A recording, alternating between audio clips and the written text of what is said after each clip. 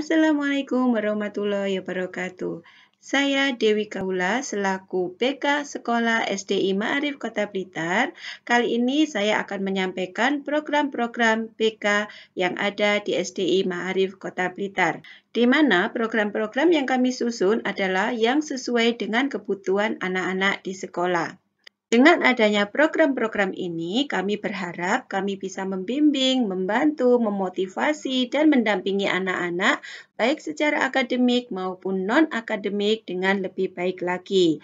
Dan kami juga berharap dengan adanya program ini akan menjadi jalan keluar terbaik bagi anak-anak untuk mengatasi dan menyelesaikan masalah anak-anak di sekolah. Kami mulai saja Bapak Ibu. Sosialisasi program BK SDI Ma'arif Kota Blitar. Sebelum saya menyampaikan program-program kami, perkenankan saya untuk memperkenalkan struktur yang ada di BK. Di sini yang pertama ada Bapak Faisal Kristanto SEMAP, beliau adalah Kepala Sekolah SDI Ma'arif Kota Blitar dan dalam struktur BK beliau sebagai pelindung dan penanggung jawab. Kemudian ada Dewi Kaula SPD yang merupakan BK sekolah. Di bawah BK sekolah ada wali kelas 1 sampai kelas 6 yang berperan sebagai BK kecil. Dan kemudian ada peserta didik SDI Ma'arif Kota Blitar yang menjadi konseli kami. Di sini saya akan menjelaskan dulu kenapa di sini ada BK sekolah dan BK kecil. Apa bedanya? BK Sekolah bertanggung jawab atas seluruh kegiatan pelaksanaan program BK serta mengkoordinir seluruh kegiatan BK Kecil. Lalu apa BK Kecil itu? BK Kecil merupakan kepanjangan tangan dari kegiatan program BK sehingga fungsi pengawasan dan bimbingan bisa sampai kepada hal-hal yang lebih detail dan lebih menyeluruh. Oleh karena itu, BK kecil diemban oleh seluruh wali kelas mulai dari kelas 1 sampai kelas 6, sehingga diharapkan sekecil apapun masalah yang terjadi pada anak dapat segera diketahui untuk kemudian segera diatasi, ditindaklanjuti, dan diselesaikan dengan baik. Oleh karena itu, hubungan antara BK kecil dan BK sekolah ini sangat erat sekali dan tidak bisa dipisahkan karena baik BK kecil maupun BK sekolah melaksanakan program ini secara bersama-sama dan dalam satu rule yang sudah kami tetapkan bersama. Kemudian setelah struktur BK, kami akan memperkenalkan mitra BK. Di sini BK bermitra yang pertama dengan wali kelas sebagai BK kecil itu sendiri, di mana BK sekolah banyak menerima info-info terkait dengan masalah yang terjadi pada anak di kelas masing-masing itu adalah dari wali kelas sebagai BK kecil. Tentu saja di sini BK kecil juga harus memiliki kemampuan untuk menghandle dan membantu anak dalam setiap pemecahan masalah serta pendampingan. Kemudian di sini ada koordinator kesiswaan. Jadi BK juga bermitra dengan koordinator kesiswaan sehingga antara koordinator kesiswaan dan BK sekolah bisa seiring sejalan. Kemudian kami juga bermitra dengan orang tua murid. Bapak Ibu, biar bagaimanapun, sehebat apapun program yang kami susun, sebaik apapun kami melaksanakan program itu, tanpa dukungan dan support dari orang tua, maka program kami bukanlah apa-apa. Untuk itu, kami berharap orang tua bisa bekerja sama bersama-sama untuk keberhasilan program ini. Selanjutnya, di sini ada kepala sekolah. Yang tadi sudah saya sampaikan bahwa kepala sekolah di sini adalah bertindak sebagai pelindung dan penanggung jawab atas seluruh kegiatan BK. Selanjutnya adalah tujuan BK.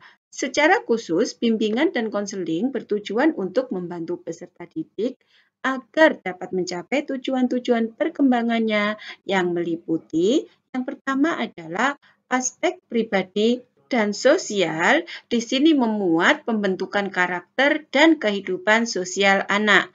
Dan yang kedua adalah aspek belajar atau aspek akademik anak.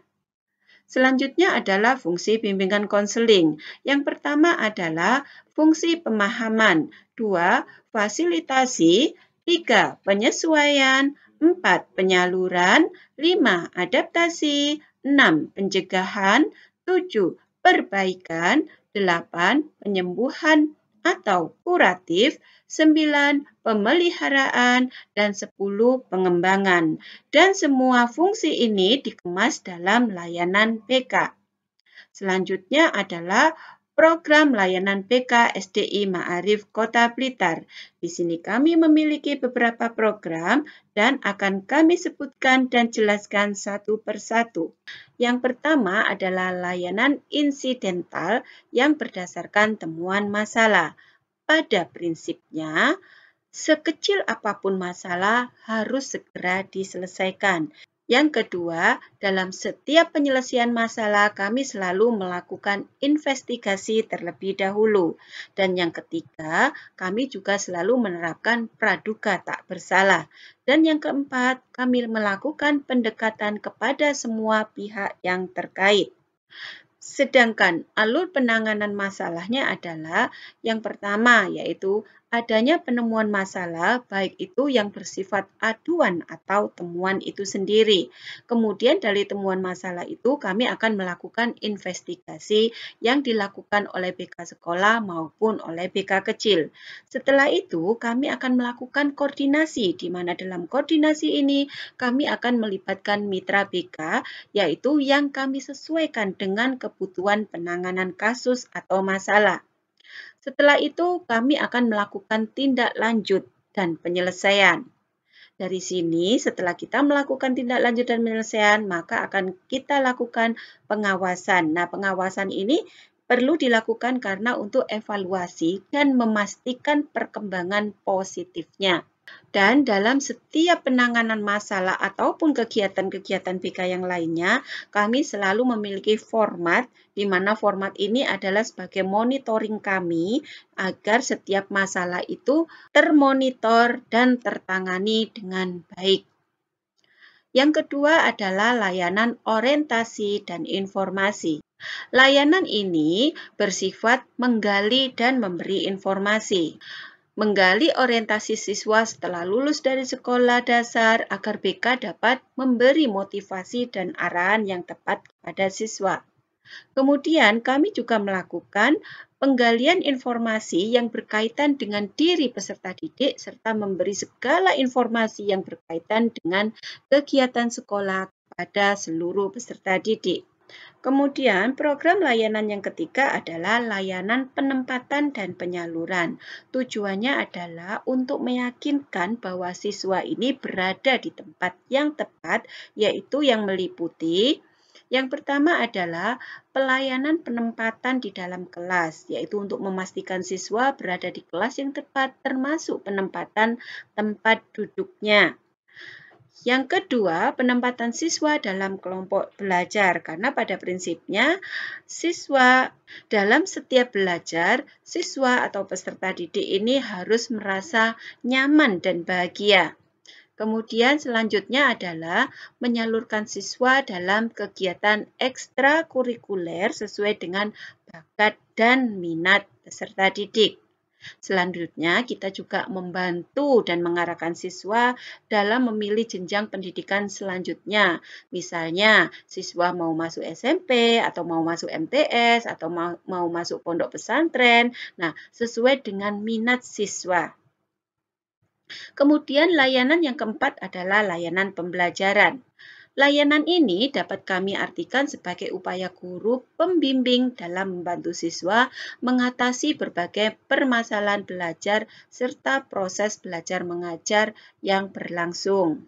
Nah, masalah yang sering timbul adalah kesulitan belajar pada mata pelajaran tertentu. Untuk itu, Bapak Ibu, kami menawarkan sebuah solusi, yaitu yang pertama, kami akan membagikan sebuah angket di mana angket ini akan diisi oleh siswa. Dari pengisian angket yang sudah terkumpul, maka kami akan melakukan pemetaan, di mana pemetaan ini akan dilakukan oleh BK kecil, yaitu wali kelas masing-masing. Nah, setelah dilakukan pemetaan, maka pelaksananya adalah oleh guru mata pelajaran yang mengampu. Untuk itu Bapak Ibu, nanti kami akan membagikan angket, di mana dalam angket itu nanti Bapak Ibu bisa menuliskan atau menyampaikan mata pelajaran apa yang menurut putra-putri panjenengan semua itu yang sangat sulit dan perlu bantuan bimbingan belajar.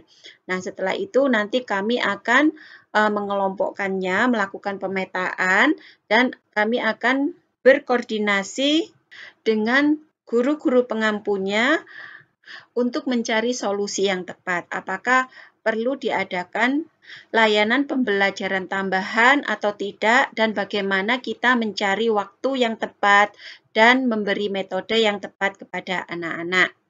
Selanjutnya, yang kelima adalah layanan konseling perorangan. Tujuannya adalah secara umum dapat merubah perilaku ke arah yang lebih baik dan lebih maju. Dan secara khusus yaitu membantu mengentaskan masalah yang dialami siswa dan memberi motivasi. Jadi dalam pelayanan konseling perorangan ini, selain kita bisa membantu mengentaskan masalah siswa yang memiliki masalah, juga bisa memberi motivasi siswa-siswa yang berprestasi ataupun kurang berprestasi. Selanjutnya, yang keenam adalah layanan bimbingan kelompok. Layanan bimbingan kelompok ini diberikan secara kelompok oleh BK kecil maupun BK sekolah.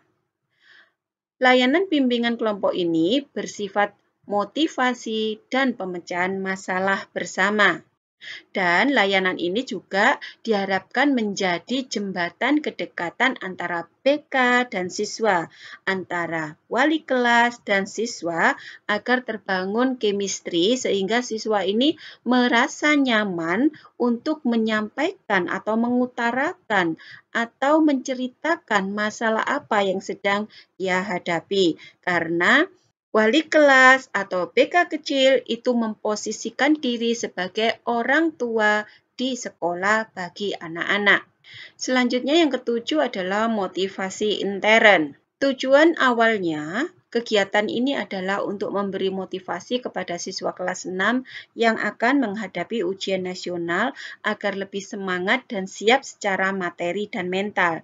Dan dulu motivasi intern ini diberikan oleh BK sekolah yang dilakukan setiap menjelang pelaksanaan ujian nasional.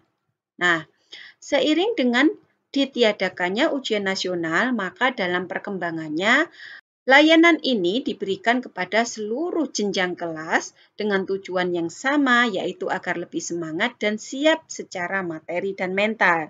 Nah, namun kegiatan motivasi intern ini sekarang diberikan oleh BK kecil atau wali kelas masing-masing.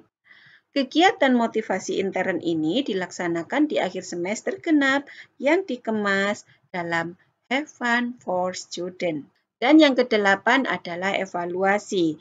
Tujuannya adalah untuk mengevaluasi kinerja dan hasil dalam sebulan. Nah, kegiatan ini kami laksanakan setiap minggu pertama di awal bulan. Evaluasi ini dilakukan oleh BK sekolah dan BK kecil bersama dengan kepala sekolah dan kesiswaan. Hasil dari evaluasi ini untuk menentukan dan merencanakan tindak lanjut atau langkah apa selanjutnya yang harus kami ambil. Nah, demikian pemaparan dari program-program BK SDI Ma'arif Kota Blitar. Kami segenap BK Sekolah, BK Kecil, beserta Kepala Sekolah dan Korbit Kesiswaan SDI Ma'arif Kota Blitar mengucapkan terima kasih. Semoga dengan adanya program BK ini akan menjadikan pembelajaran menjadi semakin efektif, anak-anak menjadi lebih nyaman, dan setiap masalah akan dapat terselesaikan dengan baik. Mohon maaf jika ada kekurangan dan wassalamualaikum warahmatullahi wabarakatuh.